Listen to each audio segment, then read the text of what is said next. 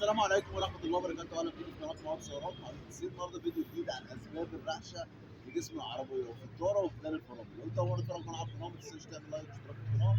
بس فعلا الفيديو بدأ كملنا لايك.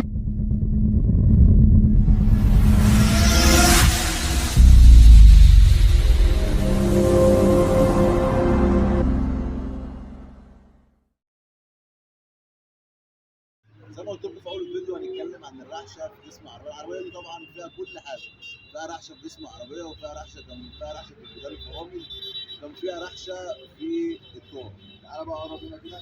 اول حاجه كان عندي مشكله في البراز الداخلي والبراز الايه، كان عندي مشكله في البراز الداخلي. زي ما انتم شايفين البره الداخليه كانت عامله ازاي. البره الداخليه كانت خفيفه خالص وكان فيها ايه جوه وبره.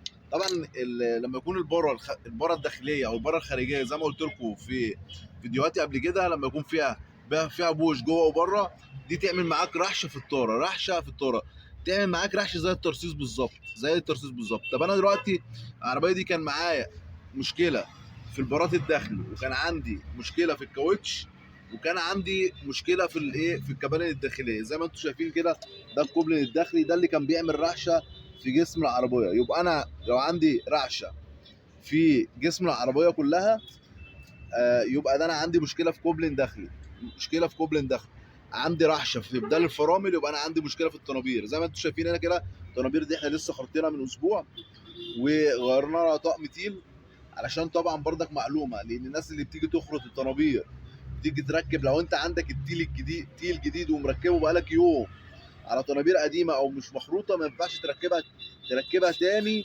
على طنابير جديده او طنابير مخروطه، لان هتعمل معاك نفس المشكله والمشكله معاك مش هتتحل. يبقى انا خرطت طنابير او غيرت طنابير، لازم اغير معاها تيل.